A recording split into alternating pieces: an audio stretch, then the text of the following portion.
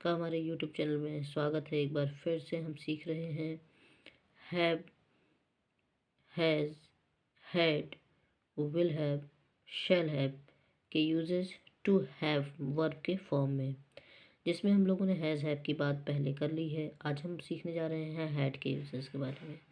दोस्तों, हैड का यूज़ बेहद आसान होता है क्योंकि यह पास्ट टेंस में इस्तेमाल होने वाली ऐसी सहायक क्रिया है जिसमें कहीं से भी हमारे लिए स्ट्रेस नहीं आता है कि हम singular number of subject, plural number of subject के साथ आखिर क्या लगाएं।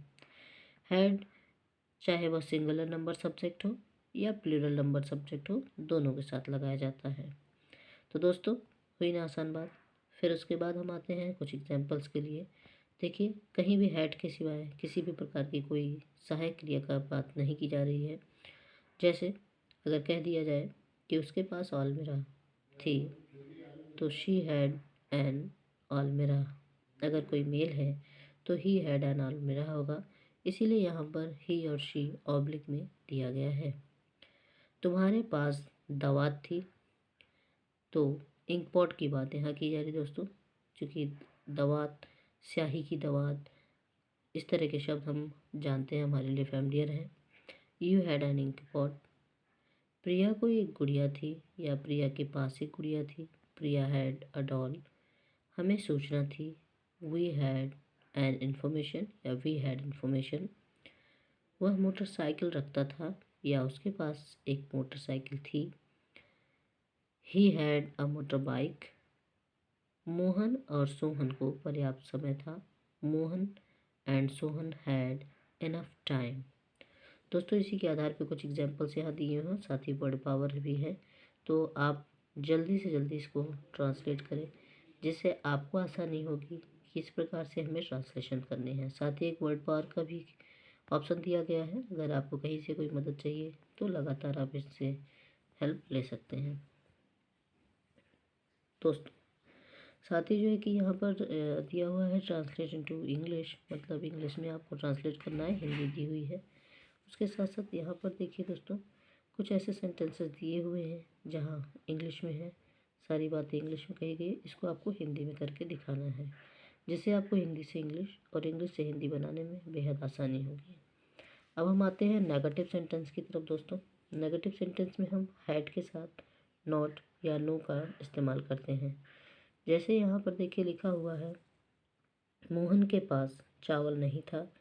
दोस्तों, आपको पता है, पहले कई सारे वीडियो में हम लोग पढ़ चुके हैं कि नेगेटिव सेंटेंस जब भी आएगा तो वाक्य में हम नहीं शब्द हिंदी वाक्य में देखते हैं। तो यहाँ वही हुआ है कि मोहन के पास चावल नहीं था, नहीं शब्द का यूज़ हुआ है, इसलिए यहाँ पर हम नो या नॉट का इस्तेमाल कर सकते हैं।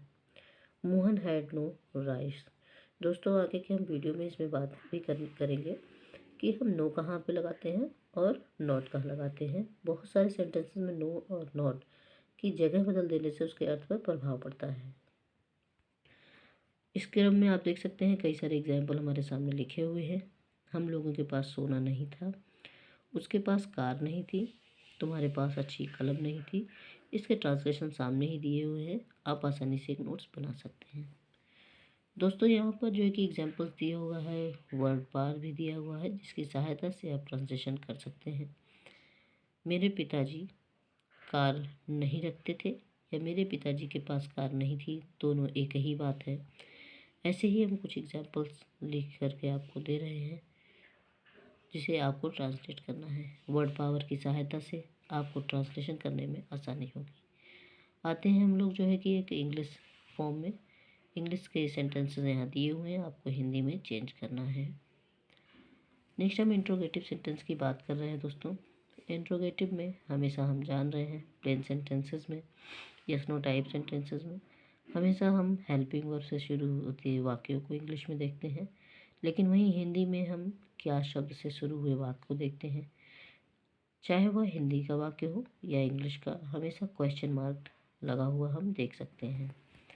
अब इसके आधार पर हम अगर रूल की बात करें दोस्तों, सबसे पहले हमारा हेल्पिंग वर्ब हैड की बात होती है, उसके तुरंत बाद हम सब्जेक्ट की बात करते हैं, फिर कॉम्प्लीमेंट्री वर्ड की बात करते हैं। अगर हम एक एग्जांपल ले लें, क्या उसे कार थी या क्या उसके पास एक कार थी, तो हम क्या कह देंगे, हैड शी अ कार। या हम कह सकते हैं कि had he a car, means male या फीमेल, हम किसकी बात कर रहे हैं उसमें हम एग्जाम्पल के थ्रू दर्शा सकते हैं। तो सबसे पहले हमें क्या लगाना है, हैड लगाना है, फिर उसके बाद सब्जेक्ट, फिर हमें कॉम्प्लीमेंट्री वर्ड की बात करनी है और क्वेश्चन मार्क की बात करनी है। यहाँ कुछ एग्जाम्पल्स दिए हैं वर्ड पावर के साथ दोस्तों, जिसे आप ट्रांसलेट कर सकते हैं। क्या सोहन के पास खेत था, हम ट्रांसलेशन आसानी से कर सकते हैं, हैड सोहन फील्ड। तो यहाँ पर देखिए आप एग्जाम्पल्स लिखे हुए हैं जिसे आपने ट्रांसलेशन करना है, साथ ही कुछ वर्ड पावर भी है जिसकी सहायता से आपको कहीं कोई दिक्कत नहीं आएगी। दोस्तों यहाँ इंट्रोगेटिव के नेगेटिव सेंटेंस की बात की गई है, जिसमें हम हमेशा सब्जेक्ट के बाद नो या नॉट की बात करते हैं, लेकिन वाक्य हमारा हमेशा हैड से शुरू होगा। क्या उसे चीनी नहीं थी, या क्या उसके पास चीनी नहीं थी।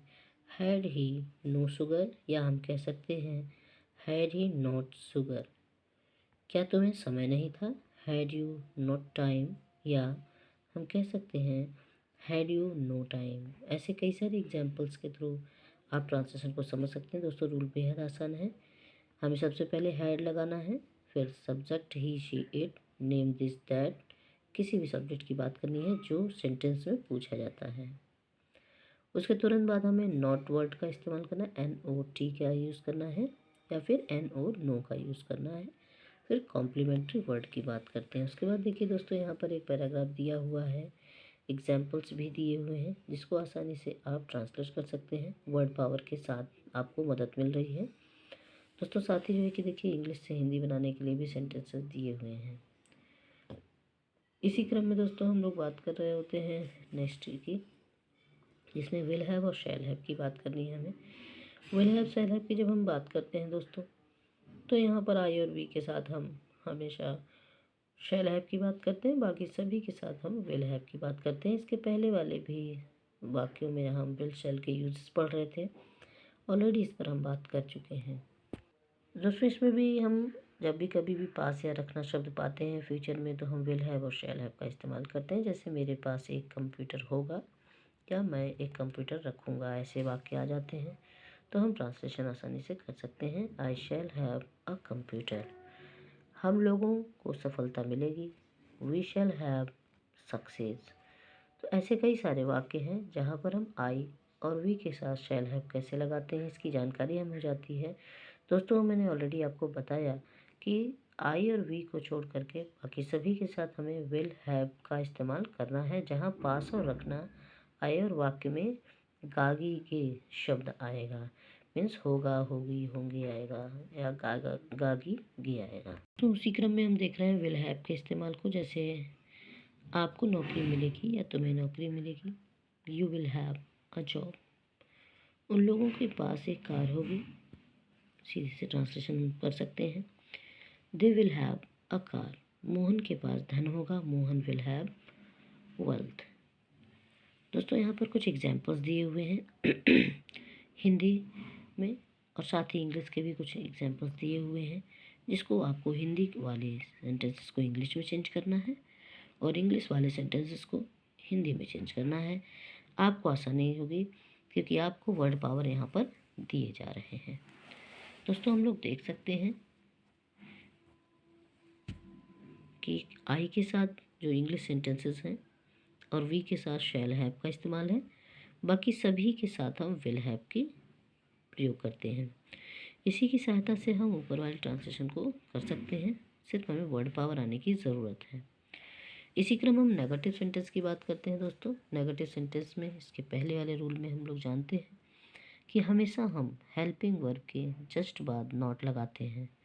चूँकि आपके दिमाग में क्वेश्चन आ सकता है कि भाई हमारी हेल्पिंग वर्ब तो विल हैव और शैल हैव है, तो ये बीच में क्यों है। तो हाँ दोस्तों, विल और शैल फ्यूचर की सबसे बड़ी पहचान होती है। मुख्य सहायक क्रिया विल और शैल को ही मानते हैं। जिस प्रकार के कंडीशंस आते हैं, कई सारे सहायक क्रियाएं के आगे कुछ अन्य सहायक क्रियाओं को, मीन्स चूँकि हम पढ़ रहे हैं टू वर्ब का टू हैव फॉर्म, तो यहाँ हैव इस्तेमाल हुआ है। अगर हम वर्ब का टू बी फॉर्म पढ़ते तो यहाँ बी इस्तेमाल होता। तो ऐसे कई सारे चीज़ों में चेंजेस आ जाते हैं। तो हमारा जो मेन चेंज होगा वो विल और शैल के बाद का होगा। तो सब्जेक्ट विल या शैल अकॉर्डिंग टू सब्जेक्ट, फिर हमें नॉट का इस्तेमाल करना है, फिर हैव का इस्तेमाल करना है कॉम्प्लीमेंट्री वर्ड। ठीक उसी प्रकार यहाँ पे एग्जांपल्स दिए भी गए हैं दोस्तों। उसके पास हेलीकॉप्टर नहीं होगा, she won't have a helicopter या will not have helicopter. Madan के पास धैर्य नहीं होगा, Madan will not have patience.